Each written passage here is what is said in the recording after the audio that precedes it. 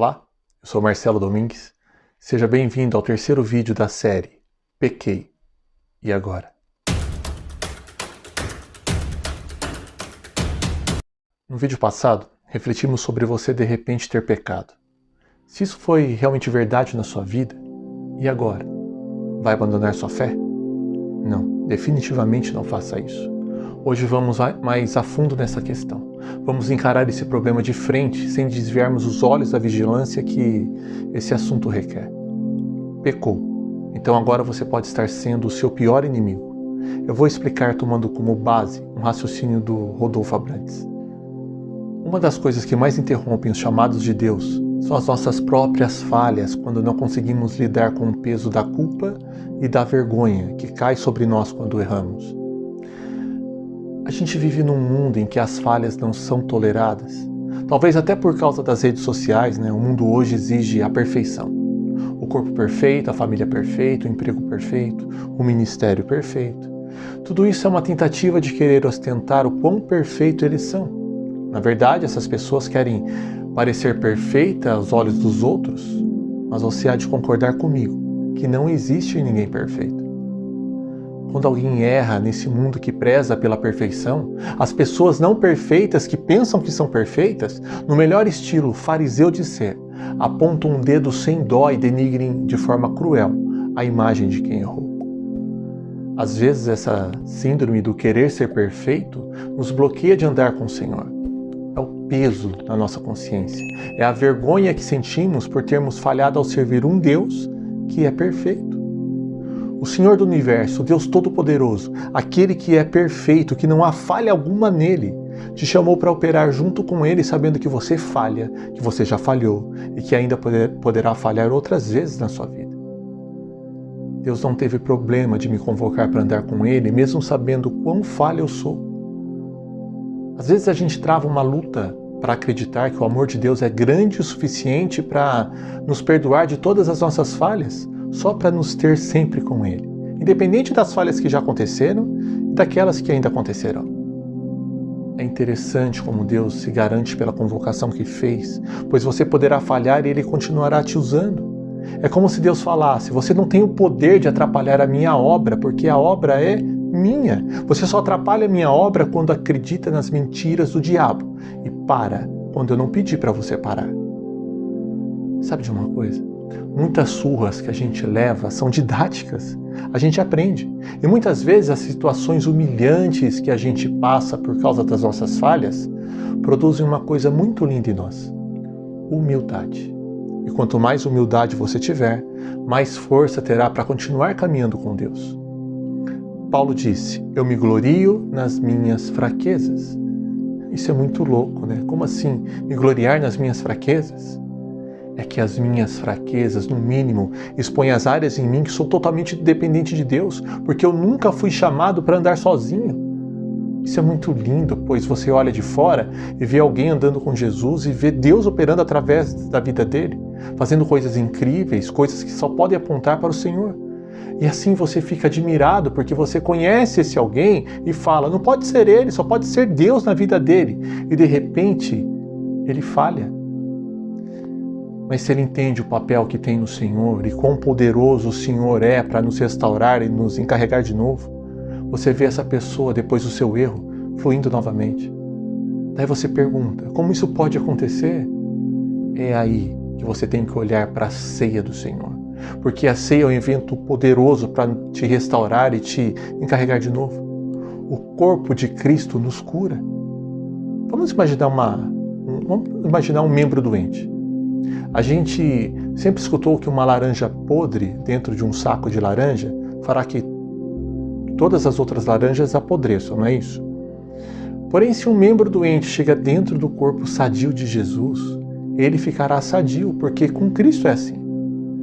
Um dia, uma mulher doente com fluxo de sangue tocou em Jesus, sendo ela considerada impura, e Jesus estava indo para a casa do principal da sinagoga, Jairo. E Jairo sabia que se alguém impuro tocasse em outro alguém, esse se tornaria impuro também. Porém, ela tocou em Jesus, e não foi Jesus que ficou impuro, foi ela que ficou pura. corpo de Cristo sara aquele que está doente. Então aquele que está doente tem que estar no corpo de Cristo para ser curado. Tem que estar em comunhão com os irmãos. Essa é a ceia do Senhor, participando do corpo e do sangue de Cristo, entendendo que só isso traz restauração e confiança. Pode soar pesado a forma que Paulo ensinou sobre a ceia, né? 1 Coríntios capítulo 11, versículos de 27 a 29. Portanto, todo aquele que comer o pão ou beber o cálice do Senhor indignamente será culpado de pecar contra o corpo e o sangue do Senhor. Examine-se o homem a si mesmo, e então coma do pão e beba do cálice. Pois quem come e bebe sem discernir o corpo do Senhor, come e bebe para sua própria condenação. Tem gente que fica anos sem tomar a ceia, porque se considera em pecado. Essas palavras de Paulo trazem temor, eu sei. Pois quem come e bebe sem discernir o corpo do Senhor, come e bebe para sua própria condenação. Aí você fica com medo da ceia e fala, não vou tomar a ceia porque eu estou mal. Mas ao mesmo tempo, se você não tomar, ficará pior ainda. Pois se você não participar da ceia de Jesus, do corpo e do sangue dele, aí sim você estará mal de verdade. Você estará fora do corpo. Examine-se a si mesmo. Vamos entender melhor. Vamos imaginar a última ceia que Jesus teve com seus discípulos. Os discípulos prepararam a ceia da Páscoa. E a Páscoa é um momento de festa para o judeu, né? É a celebração do fim do cativeiro. Em meio a essa comemoração, Jesus lança uma questão naquela mesa que não era apropriada para se ter em um ambiente de festa. Ele disse, mas eis que a mão daquele que vai me trair está com a minha sobre a mesa. Imagine o clima do local logo depois dessa afirmação de Jesus. Porque quando Jesus fala em um ambiente, parece que só está eu e ele naquele lugar. Não interessa quem está ao meu redor e também não interessa quem não está ali. É que muitas vezes a gente ouve uma verdade pesada e de imediato fala, fulano deveria estar aqui para escutar isso. Mas fulano não está, sou eu quem estou. Quando Deus fala alguma coisa, é para mim que ele está falando. E foi constrangedor para aqueles discípulos. Porque a Bíblia diz que logo após Jesus dizer, um de vocês irá me trair, um a um foi até ele e perguntou, porventura sou eu, Senhor? Olha a consciência dos discípulos, a preocupação, porque Jesus não disse quem iria traí-lo e nem de que forma isso aconteceria. Nessa mesa, Jesus lança a questão sobre infidelidade. Tem um infiel aqui dentro. Então, quando eles perguntaram, porventura sou eu, até imaginamos a motivação no coração deles. Senhor, se sou eu, me fala, e me fala o que é, porque eu estou na sua mesa e o Senhor já sabia disso antes de eu vir aqui. Olha que interessante isso. Tem uma mesa a qual você se assenta com Jesus, né? E nessa mesa também tem um lugar para um traidor. Mas houve uma disposição naqueles corações que é como se dissessem, se sou eu, estou disposto a mudar aqui agora, porque eu não quero ser o traidor. Isso é bom, é o examinar-se a si mesmo que Paulo falou. É lindo o que aconteceu na ceia do Senhor, porque na maioria das vezes quando a gente falha, a gente se afasta de Deus. E não foi isso que os discípulos fizeram. Já aconteceu isso com você? De falhar e se sentir um lixo? Daí você dá uns passos para trás e dar um passo para trás só vai fazer o peso da culpa e da vergonha aumentar em você. Mas o que aconteceu com esses discípulos foi completamente diferente. Teve uma notícia, há um traidor entre nós. Eles chegam mais perto de Jesus. E essa é a atitude correta, é o examinar-se a si mesmo. Examinar-se a si mesmo é chegar com sua vida diante do Senhor e pedir, Jesus, me escaneia, passa o seu raio-x em mim. O Senhor me conhece por dentro e por fora, conhece meus pensamentos antes mesmo de existirem, conhece a motivação do meu coração, me mostra como sou. Depois de saber quem eu sou, quero estar limpo na sua presença. Eu chego com a minha vida perto de Cristo e a minha vida mais perto dele muda só pela aproximação. Se você está em pecado, o pecado não fica na presença de Jesus. Treva não suporta a luz, onde há luz não há sombra. Chega mais perto dele, porque o que está nele vencerá o que está em você. Ele é o Cordeiro de Deus que tira o pecado do mundo. Você não se livra desse pecado longe de Jesus, ou punindo a si mesmo. Ele já foi o sacrifício no teu lugar. Então você tem que chegar perto dele. Os discípulos se achegam perto de Jesus e perguntam: sou eu, Senhor? Mas Jesus não respondia nada. Até que Judas pergunta: porventura sou eu, Senhor? Daí Jesus respondeu: tu disseste. Você percebe que o coração de Judas não estava nem um pouco disposto a mudar. Ele já estava decidido, só queria saber se Jesus sabia. Então, depois de falar de traição, Jesus fala da aliança.